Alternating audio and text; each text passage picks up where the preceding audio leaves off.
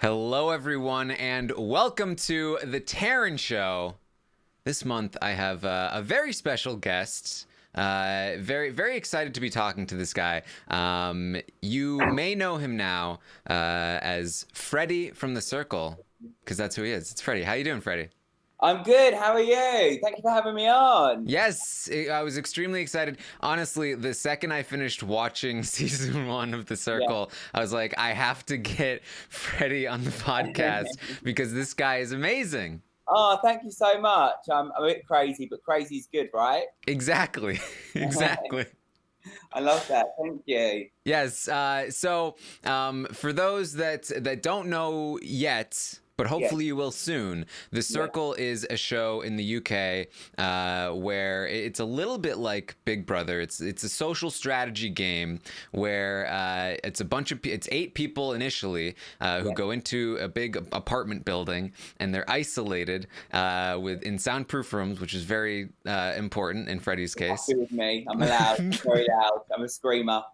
And they the only way they're able to interact is via a social media platform that the producers put together called The Circle. And you can pretend to be whoever you want to be in this game. You vote for who's the most popular. Those people become influencers, and then they choose one person to block, and that's generally how the format goes. Am I right here? Correct. Yeah, there's some twists and turns along the way, but that is the main format of the show. Correct.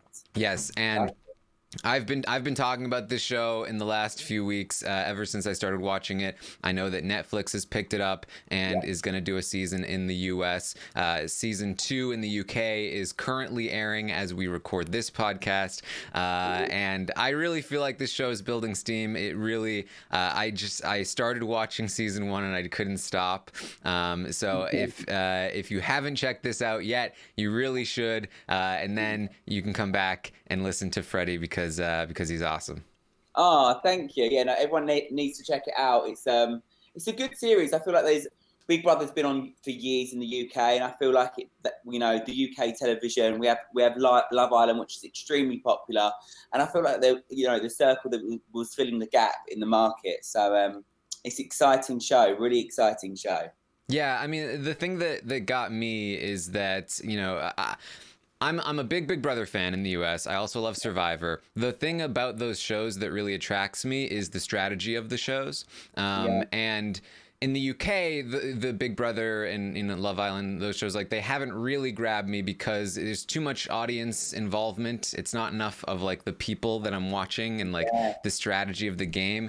And I feel like The Circle is such a unique and interesting spin on a sort of strategy game.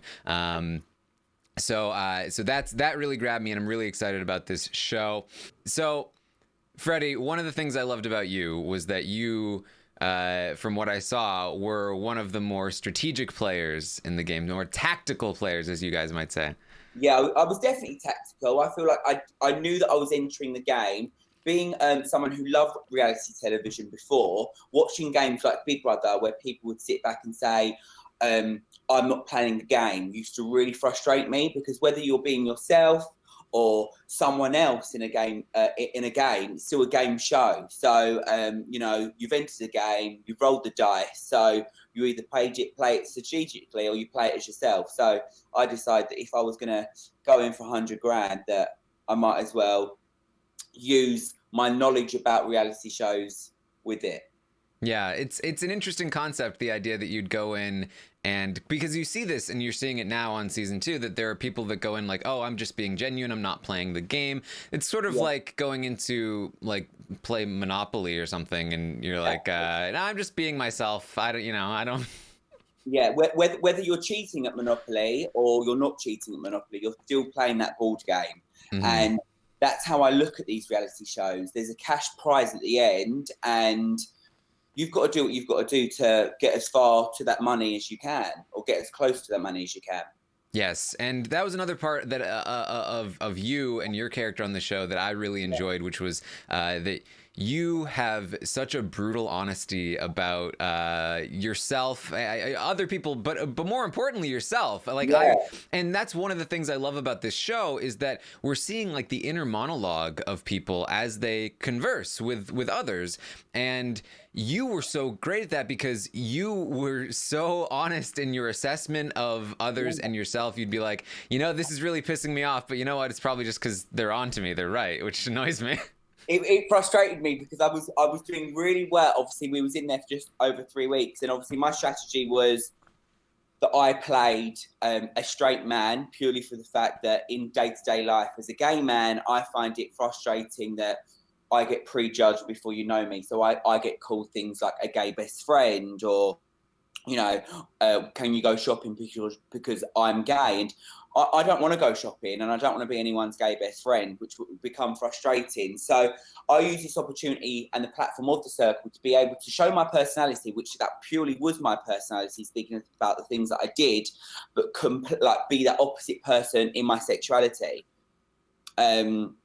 which obviously got me far in the game. Yeah. Is that sort of like that level of honesty that you brought to it? Is that something that has always been a part of you, just like growing up? Yeah, I mean, I've always been honest. I haven't got a filter. Sometimes I say things and then think, oh my goodness, I can't believe I've just said that myself. So I do shock myself. I'm a very honest person. I wear my heart on my sleeve. And if I feel like I'm keeping something from someone, or have an opinion on someone and not sharing it with them, I find it quite two-faced. I feel the need to tell them. And yeah, no, I have always been honest. I feel like honesty is the best policy. And as long as, sometimes I was brutal with it and I was a bit of a savage when it comes to telling people the truth. But, I've learned now, as long as I'm nice with it, then there's nothing wrong in doing it, I don't think. Yeah, you had a great conversation. I can't remember his name now, unfortunately. Was it? Who? Sorry, what was that? The psychic guy. No. It was your brother, little bro. Me and Scotty. Yes, Yeah. you and Scotty. Where he talked like how much he loved your honesty, but he talked about like you could deliver it in a better way sometimes. Though I loved that. I mean, I was 20 when I entered the show, and I think at the age of 20, you do think you're like a fully mature adult, and I quickly learned that wasn't the case whilst in the show, and I either used the opportunity to not learn much about myself, or you can really use the opportunity to discover who you are as a person. And honestly, from the 3.5 weeks that I spent in the show to a year later, I can even look back and see how much I've evolved as a person. Yeah, that's awesome. So tell me more about the decision to go in playing it straight. So when was there a moment in your life when you came out? Yeah, so I was around. I was always, as a kid, I was always like running around in like princess dresses, fairy dresses. So my mum kind of like got that instinct. I think as a mother, I think they always had that instinct of who their child is. And when I was about 12 or 13, I came out to my mum, which was young, and then to the rest of my family and friends when I was about 14, 15. Yeah. And there wasn't really a distinctive moment. I was very much comfortable who I was as a person. I still very much am. That's not why I did the strategy or the tactic, because I didn't want to be gay, or I didn't want to be not the person I am, because I couldn't be more proud of my sexuality and the path that I've walked 1000%. But obviously, like I said, in day-to-day life, like all of us, we get prejudged. Me prejudging as well. I don't want people to think that I'm like this perfect person that don't subconsciously prejudge a picture or something like that. Because when you're in that show, you quickly learn that one picture can have an impact on the whole time you're in there. Yeah. Yeah. Well, it's one of the interesting things about the show is that it does provide an opportunity for you to, in some ways, experience what it might be like to be straight, be a woman, be Yeah. a an older person, like whoever you want to be. You get to kind of make like a little bit experience what life is like for them. One of the moments I really enjoyed in season 1 was Alex, aka Kate, when he was the guys were flirting with him all the time, and he was like, "Is this what it's like? Like I can't Yeah. just be friends with anyone." I know. It was crazy. I think me and Alex slash Kate didn't have a great relationship in the because we were obviously catfishing, and I clocked onto Kate's strategy quite quickly, and I somewhat tried to call her out of it. But on the outside world, me and Alex are probably the closest. Yeah. Let's kind of walk through some of your experience here. What was it that made you decide to apply to be on the? I assume you either applied or were you recruited at some point. So it's a bit of an unusual story, really. I actually auditioned for Big Brother originally, and basically I went all through the audition process. That was really, really well, and I got quite far. And Big Brother basically didn't work out. There was something behind the scenes that happened, and it just didn't work out. So the producer that was actually working on Big Brother at the time, really big, a big exec out here, then asked me to come in for an audition for the Circle. And I had done the audition process, which was amazing, incredible. And I didn't hear for months. And then I heard like a week before going in the Circle that I got the gig. That's awesome. That's cool. Yeah. So what was your thought? So you initially wanted to be on Big Brother. What, like, was that just did you want to be on TV? Was there a particular part of Big Brother that appealed to you?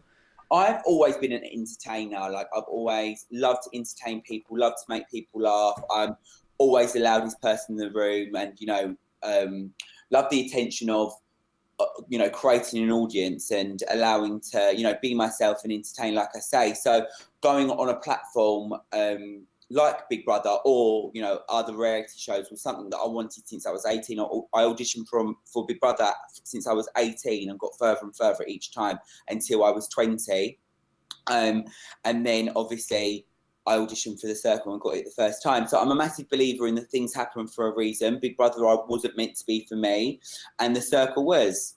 Yeah. What was your thought process when it was described to you what the Circle was and how it worked? Well, I was slightly confused at first because obviously there was like, you're going to live in an apartment. I was like, I can't imagine it. And they was like, what would your strategy be? Because at this point, I still didn't know. They just asked me to come in for an audition. And then as soon as they said, what would your strategy be? I thought, I'm always prejudged. And this like game plan just like rolled off my tongue. And they was like, oh, we love the idea. And then obviously, like I said, I didn't hear for months. I didn't hear for a while because obviously, it gets taken to people higher and higher and higher each time. Same process as Big Brother, very similar. And and then I got the call one day. That's awesome. So it's crazy. The calls like literally changed my life. Yeah. So you're on the show now. You were one of the original 8, which seems to be important. And so how quickly did you start to look at it like a game rather than just like hanging out in a popularity contest? I entered it. I entered it as a game from the get-go. I knew that I was here to play tactical. I knew that I was lying about something, and I'd be very naive to think that no one else was lying. And I'm not.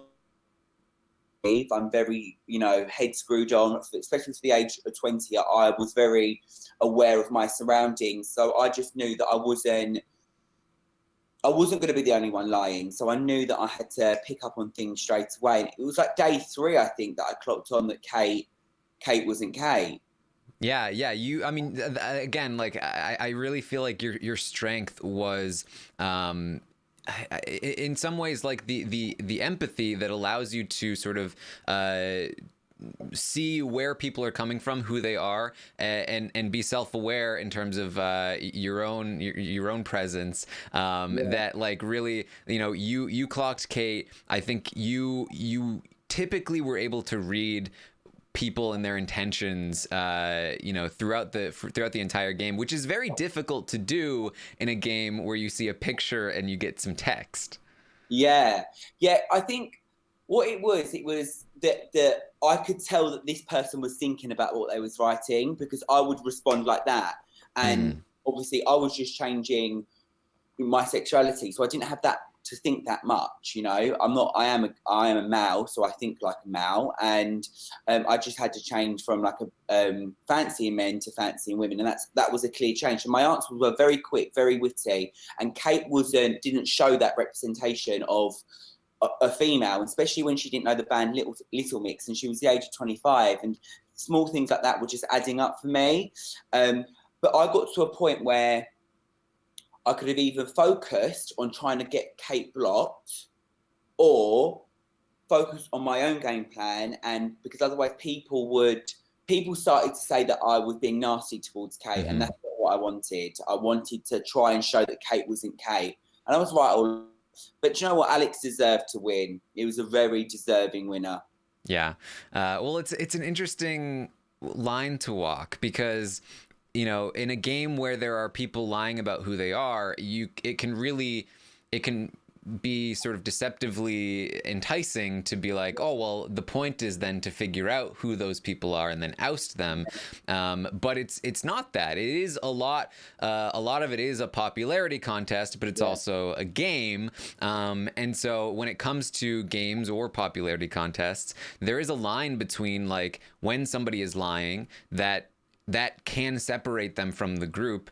But the more and more you point it out, like if somebody has done something wrong, if you keep battering on them, eventually they become the victim, and now you're the person on the outs. Exactly, and that's how it planned out for me and Kate. So I just took a back seat and expressed my views, and was trying to turn it round on Kate and me, and people didn't believe Kate was Kate in the end, but she still managed to win. And I think she was the fine example of being Mrs. Popular.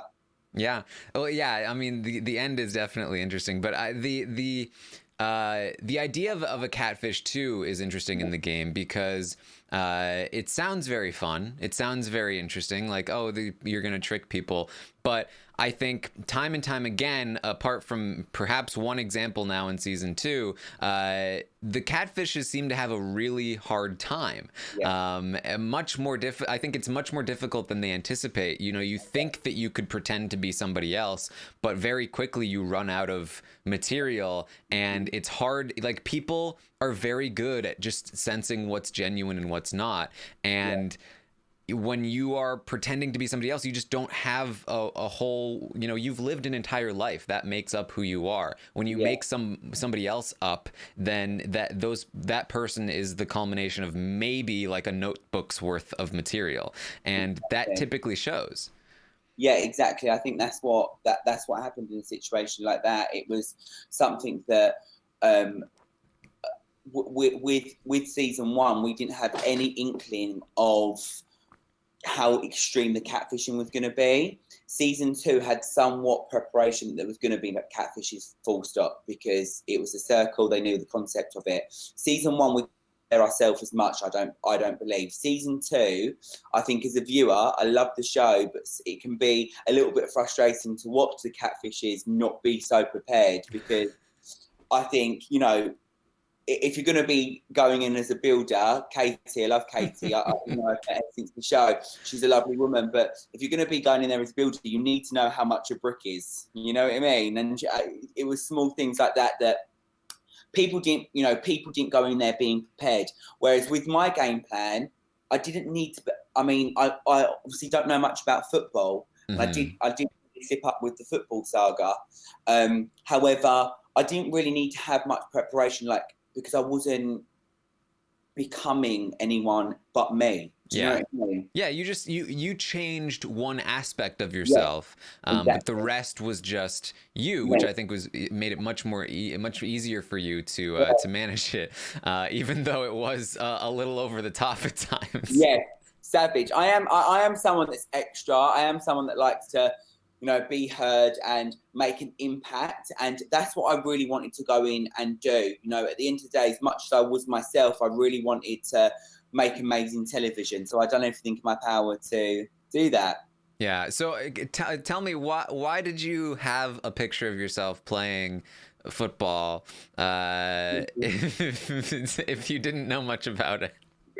Because I obviously knew that pictures were going to be on the platform, the circle. So I was like, I've got to prepare myself a little bit. I feel like I wear normally a lot of makeup on nights out. So I really pulled that in and restricted it and didn't wear makeup for the photos that I had going on the circle. And I just was trying to think of creative ideas how I could make myself look straight. I love that.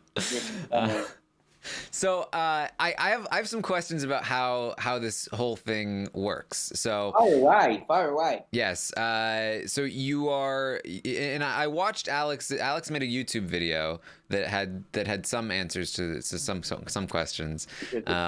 Yes. Yes.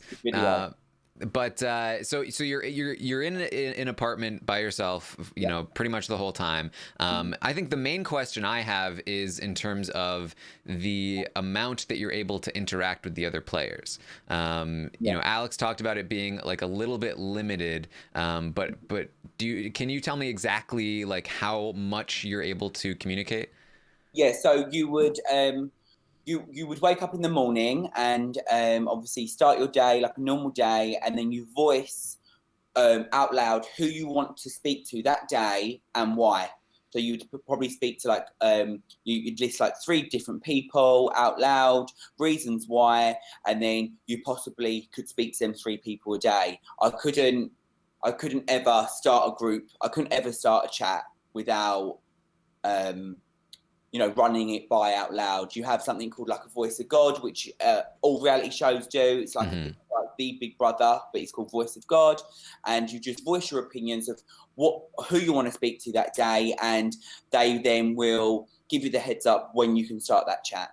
Okay, interesting. And then the same thing goes for like a group chat.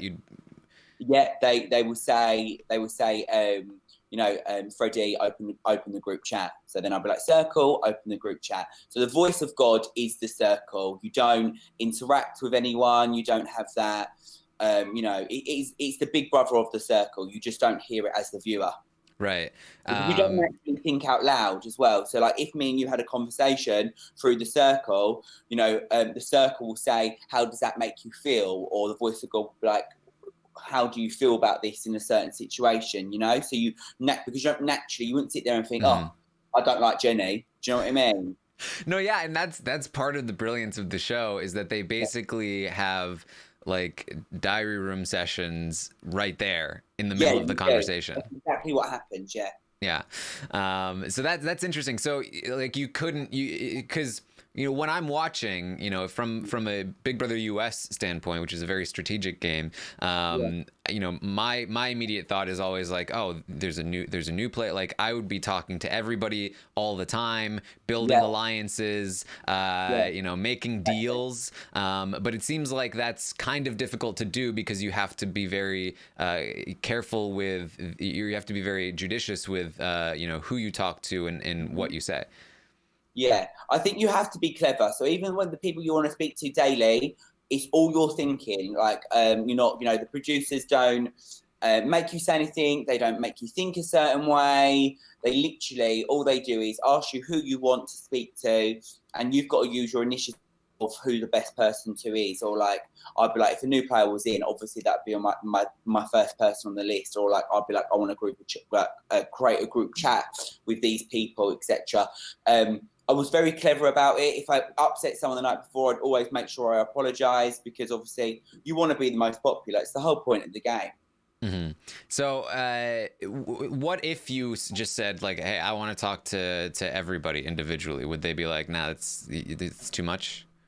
Yeah, of course, because obviously there's 24 hours in a day and it gets cut down to an hour show. So you are limited how many people you speak to per day, of course. And you have to have a good enough reason to speak to that person that day. Okay, interesting. So then another thought that I had was, are you?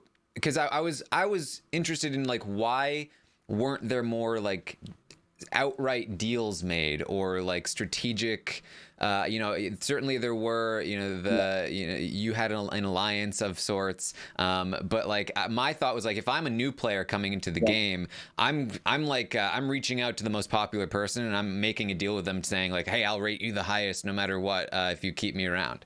So you're never allowed to speak about ratings. Okay. It's like speaking about nominations. So like you're not allowed to speak about the ratings. You're not allowed to speak how you're going to rate someone. Like the circle physically wouldn't let you write that. So you couldn't even physically write that. However, when it come closer to the final, me, Dan, Sean and Alex all had a conversation separately.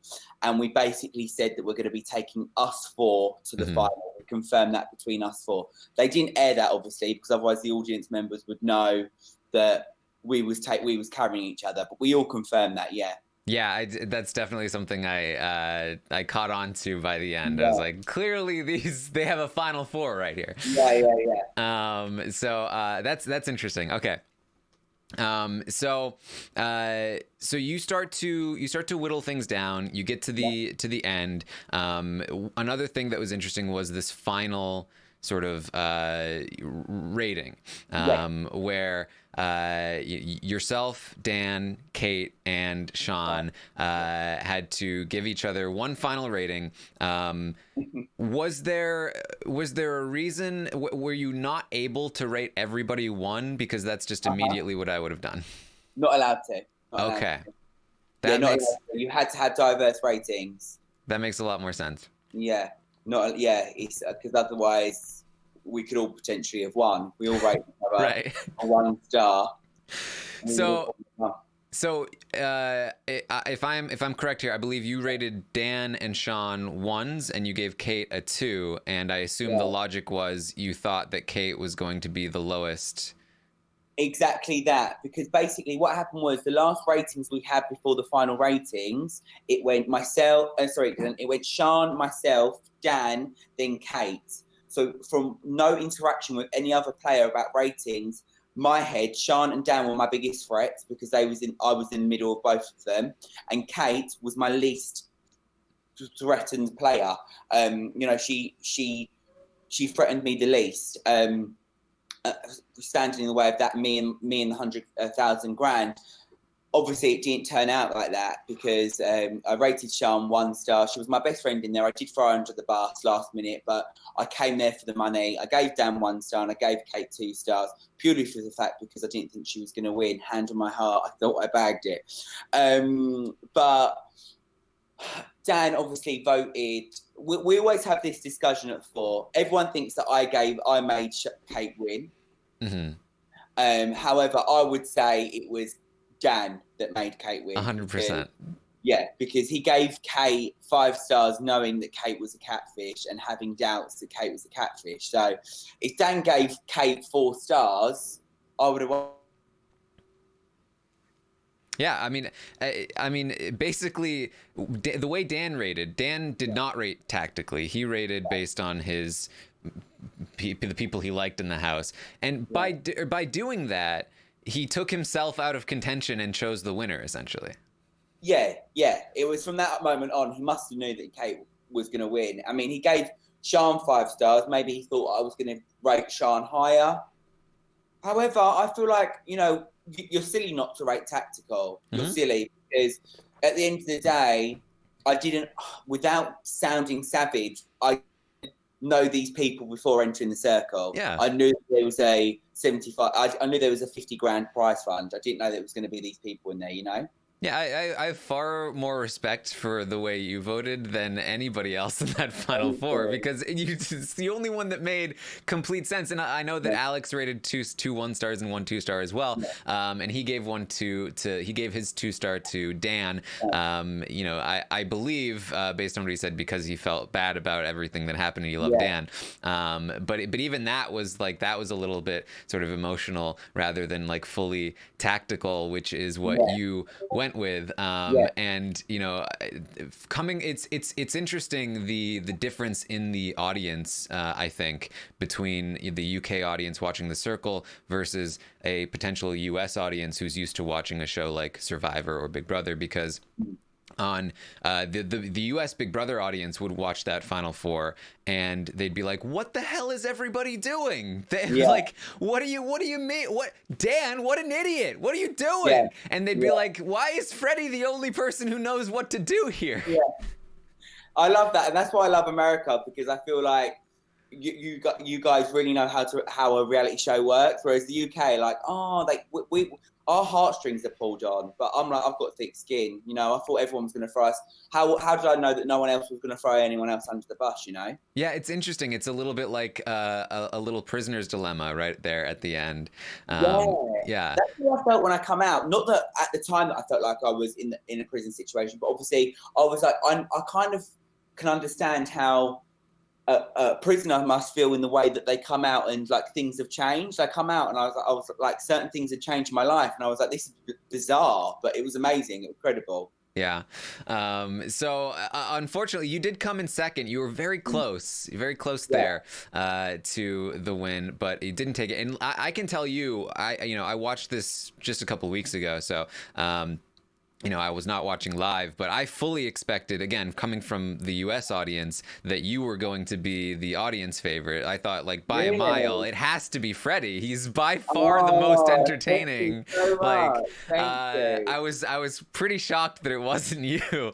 But it was so Alex won not only the vote at the end, but the audience vote. And you know, I certainly don't know much about the audience at the time, but I imagine that it was a lot of the compelling parts of, you know, him feeling guilty about Dan, and also I feel like perhaps they did not anticipate that Alex would also win. I think you can see through Alex's journey how stressed he is through the stress, whereas I didn't feel no guilt. I didn't really feel like any remorse, in the way that I knew that I was there for the game and I was there to be tactical, and I was unapologetically me when it comes to The Circle, whereas Alex felt horrendous and guilty. And in the UK, I am very much someone that is controversial, and controversy will only get you to a certain point. Someone that in all reality shows, or even like the X Factor or Big Brother in the UK, controversial people don't normally win. So I did, as soon as they said about the public vote, I did think, I was shocked that Alex won both, but I didn't think that I was going to win that. Yeah. Just really I was controversial. Yeah, I mean, I think it goes back and forth sometimes with Big Brother US, where, you know, sometimes it's like the really good person who's really likable will win, like the audience favorite, but then sometimes it's like the bombastic sort of entertaining player, and you know what? That's the player that usually has the most success outside of the show too. But it's so interesting how that final rating works, because in a lot of ways it could be the least popular person that ends up winning if everybody's trying to play correctly, right? Because you're going to rate down the players that are the biggest threats, and you have to give the best ratings or rankings now to the players who are least threatening, and it could really, I mean, I keep thinking about how to game this if you are in the final four, and it's so difficult because you need to be able to have a solid read on what the other players will do, and even then it's very difficult to be able to anticipate, like, okay, so if this person's going to rank based off of who they like, this person's going to rank tactically. If they rank tactically, what do they think I will rate and other people will rate? Because that dictates what they will rate tactically, and then it's very complicated. It is complicated, but I wouldn't change the way I rated, because for me it was the game aspect that I was there for. Yeah, for sure.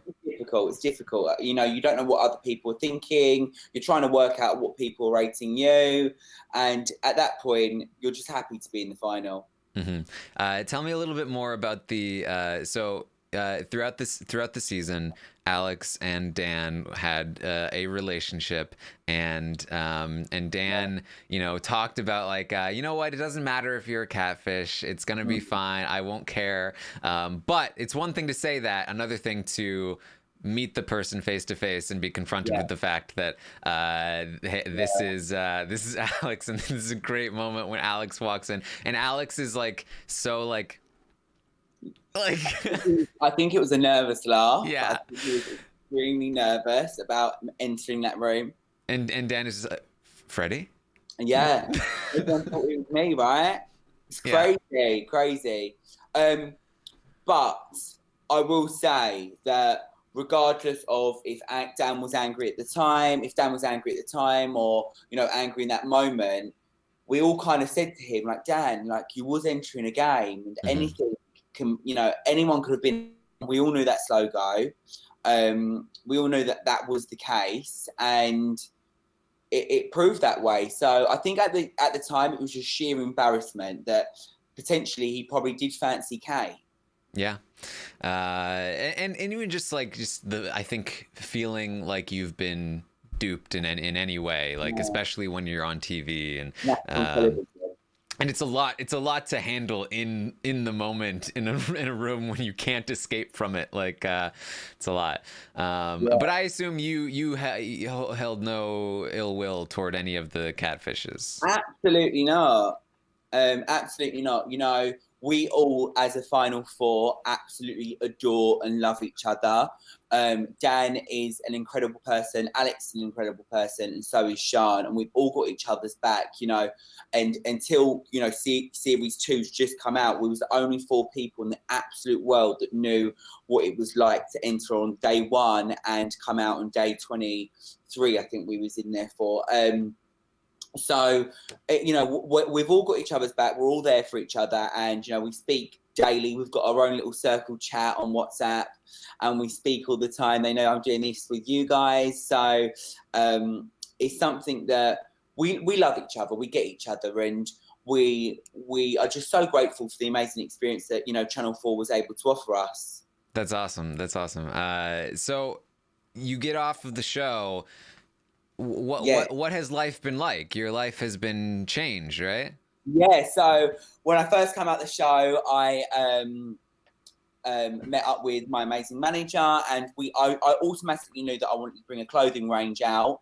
It's something that I've been working on, but I've now officially become a brand ambassador for a clothing company called Stone Valley. They've got amazing shirts, you know, really cool prints that I was wore in the circle, really nice shirts, and yeah, it's an amazing opportunity that I've been able to live. I work alongside the company Pretty Little Thing, which is amazing, which is obviously huge in the US as well. I've been doing amazing podcasts, BBC podcast, which was epic.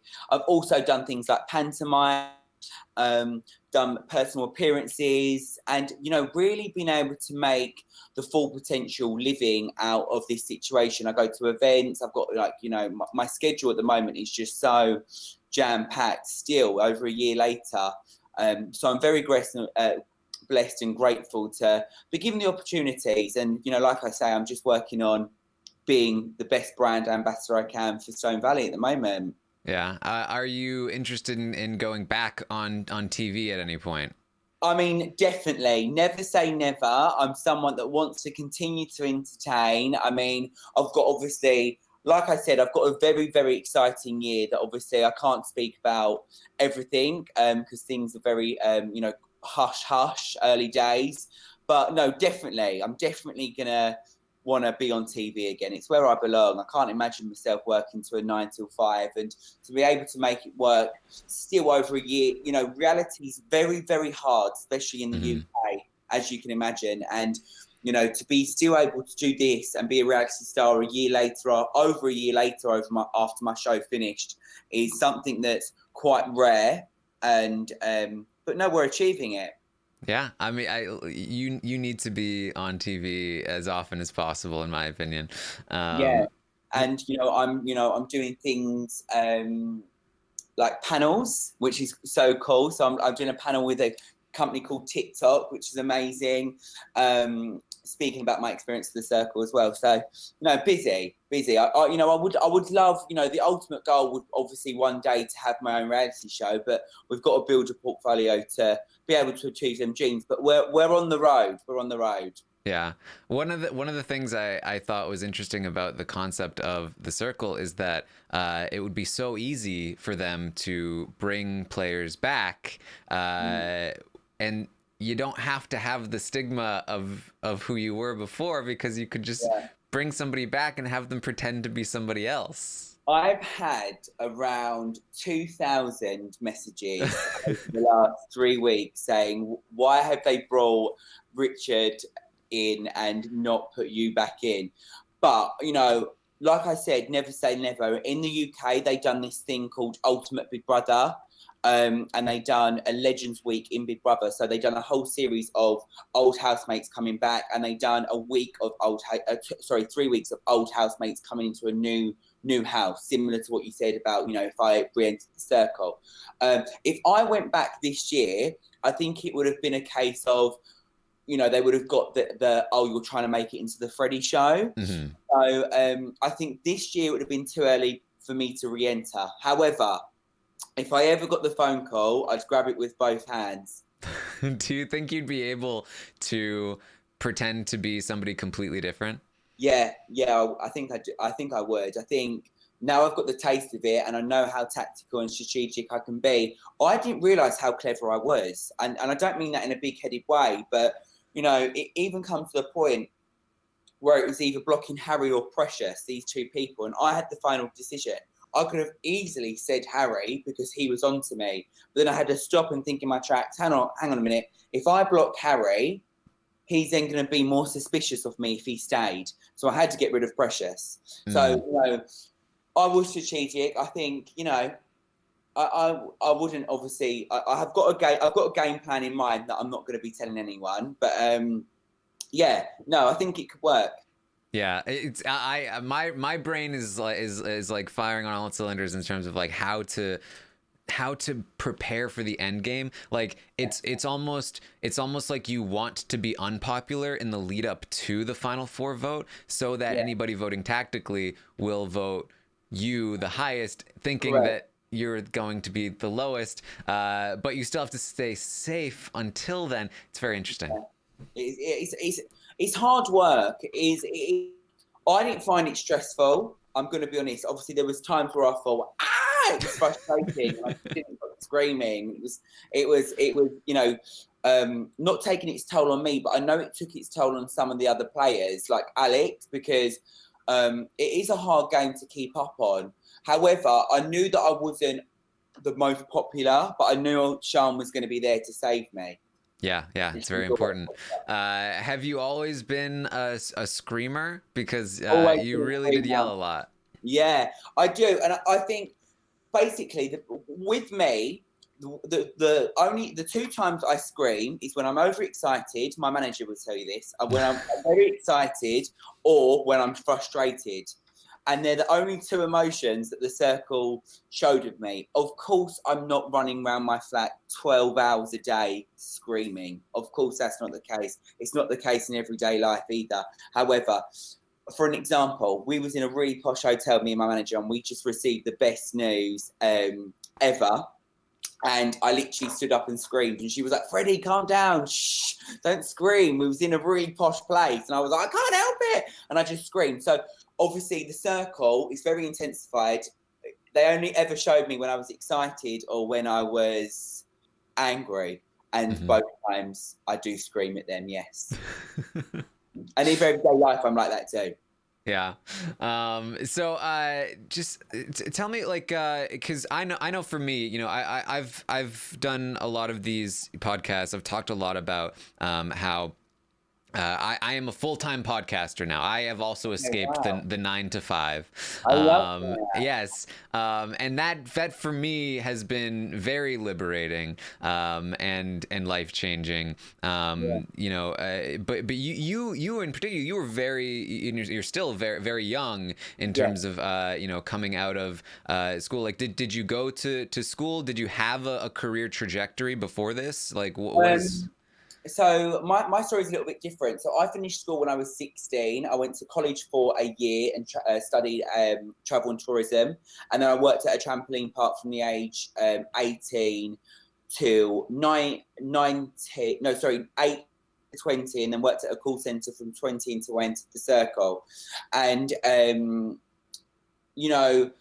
I also, prior to that, whilst working at the trampoline park and going to college, I also appeared on several reality shows which were dating segments. There was things like Dress to Impress.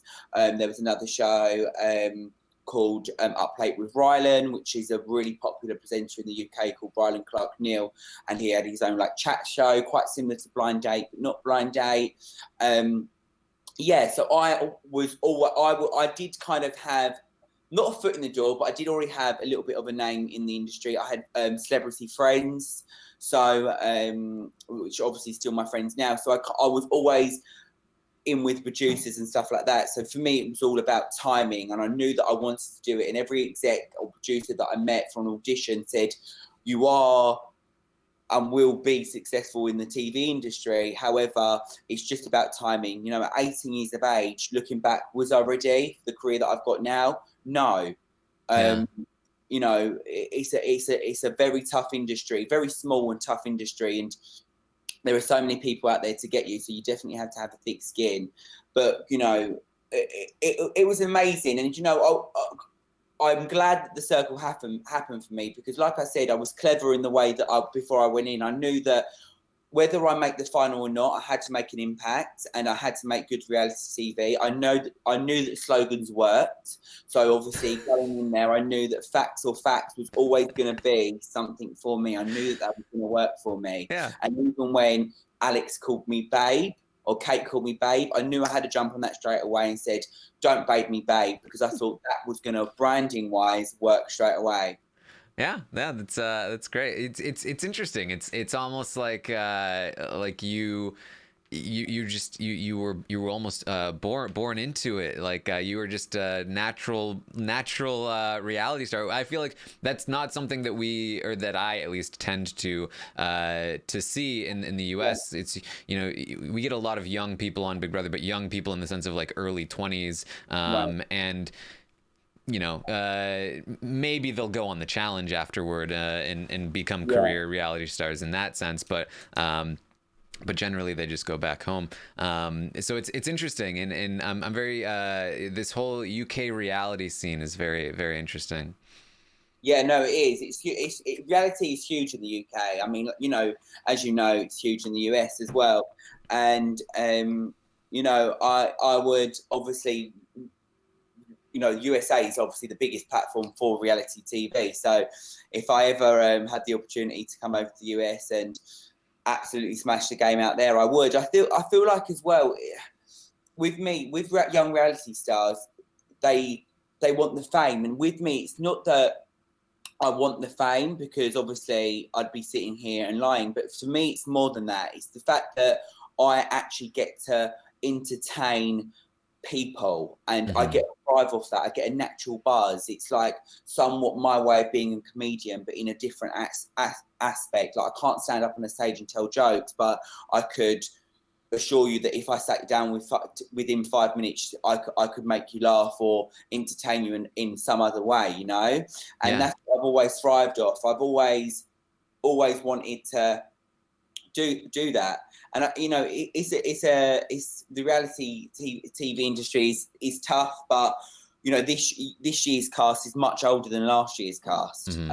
Of the circle, and I think that's because I think they pitched and casted so well for season 1 that they needed to do something different in season 2. Otherwise, they're going to be accused of just trying to copy the cast. Their casting has been fantastic. Alex was great. All of the Yeah, final four were great from season one. yeah. And this season, I mean, where did they find Tim? Like, What a legend. James is great. Love James is playing Sammy. Yes. Great. I tell you who I else love. Ella. Ella is Yeah. amazing. Let me tell you something. To come in late and make the final week is the hardest challenge in itself. And she's been the most influencer, apart from Tim, and not including Tim, she's been the second most popular influencer. Yeah, it's interesting because there really are two kinds of games that you play, I think. Like one game is sort of what Dan and Sean did and what Ella is doing, which is, brown nosing a lot of people for the most part. You talk to people, you get, hey mama bear, like, hey, we're best friends now, rate me high. And that's, I mean, that, that can be genuine, but it's also like, that's the game too. And then there's also the more strategic part, which is something that we saw very recently on season 2, which is like actively, and something that we saw with you in season 1, like making alliances, and being a little more tactical about it. Yeah, the show that goes out tonight in the UK, I saw a glimpse of it earlier, and it is insane. Sammy really, really steps up his mark and really starts playing tactically, which this is the exciting week for me. I don't think there's been major fallouts. At season 1 there was a lot of arguments, right? A lot of arguments, and a lot of, Janelle walked out, she couldn't cope with it. There's been none of that, and it's been nice because then at least we can divide both series, and then not clash and be similar. Yeah, no, I mean, that's what makes, I think, again, it makes me interested in these shows, and I think it's what makes them work is the because they're a game, it necessitates that there will be conflict at some point, as long as people are there to win, and that's why people like you and people like Sammy and whoever else, like those people, they are necessary, and honestly, you would have been entertaining regardless, but you were still a mix of entertainment and strategy and again, like this honest self-reflection that I really loved. So yeah, I hope I get to see more of you on TV at some point. I'm definitely interested, especially with the US version coming to Netflix, in potentially covering this show. So if I do that, I would love to have you on to talk about. Let's do it. Yes, that would be so much fun. It's exciting, yeah. I mean, I know a lot about the USA, but I can't say a lot. I know that it's going to be good. It's going to be good. Awesome. All right. And anything else that you wanted to talk about? Where can people find you? Yeah, so my Instagram handle is at Freddie Bentley Official, and Twitter as well. Instagram and TikTok are Freddie Bentley Official, and Twitter is Freddie B Bentley. So come and check me out. I know I have actually got a few American fans as well. A lot of people auditioning for the USA version of The Circle did slide in for a bit of advice. So yeah, slide in, I reckon. I have a friend who covers Big Brother with me. He's been trying to get on Big Brother for a long time, and I told him about The Circle, and I told him that there was an American version. He was like, "Oh my god, I have to be on it." I was like, "I think you missed the." He was like, "Damn it!" Final thing here. Well, tell me about your relationship with. You talked about like you're in a group, a circle chat. Yeah. With Alex and Dan and Sean. Is it the 4 of you, or are there more? No, there's the 4 of us. I only speak to the 4. We're only close, us 4. I think it's hard to become close with people that you literally was only speaking to for 2 days. Or Ryan. It's not that there's no bad blood between any of us at all. If I saw any of the players in the street, I would always say hello, like I would at an event. However, we've got just this spark and connection that is so rare to even come from a reality show in itself. But to be able to not even know who we were as people, but to be able to be such good friends. I see all of them at least once a week. And we've just got this bond that's undescribable. We're honestly friends for life. Awesome. Can you tell me more about the relationship between Alex and Dan? Have they I know They've sorted it. they're totally cool. They're totally cool. Dan gets it. As a viewer, he totally gets it. And Dan is such a caring, love-hearted person that he's got the biggest heart and so understanding. So, you know, even if you've done something really stupid, Dan would still be able to forgive you or see the positive side of it. Yeah, and I know that you're very close with Alex now. Like, how has that relationship developed? Was it like, what is it like to get to know Alex, having known him as Kate for so long? Do you have to sort of restart, or what was it like? Really, I feel like he got me in the end. Like, as soon as we met in real life, we went to Manchester for a PA, us four all together, and he just got me. We both voted strategically. We both was different, and we understood and respected each other's tactical voting. Yeah, and we just got it. We're both comedic. He got my sense of humour. I got his sense of humour. We rip. I was going to swear then. Can you swear? Yeah. Yeah. We rip the shit out of each other on day-to-day life, and yeah, we just get each other's banter. We don't take each other seriously. He's a good guy. He's a good egg, and I really am so happy that he won the show. Awesome. All right. Well, make sure you find Freddie, you follow him. Make sure you if you've listened to this whole thing, you still haven't watched the show, make sure you watch the show. It's great. And hopefully we'll talk more, Freddie. Yes, let's do it. Let's do it. Thank you so much for having me on. I really appreciate it. You've been amazing. Awesome. Thank you. Thank you so much.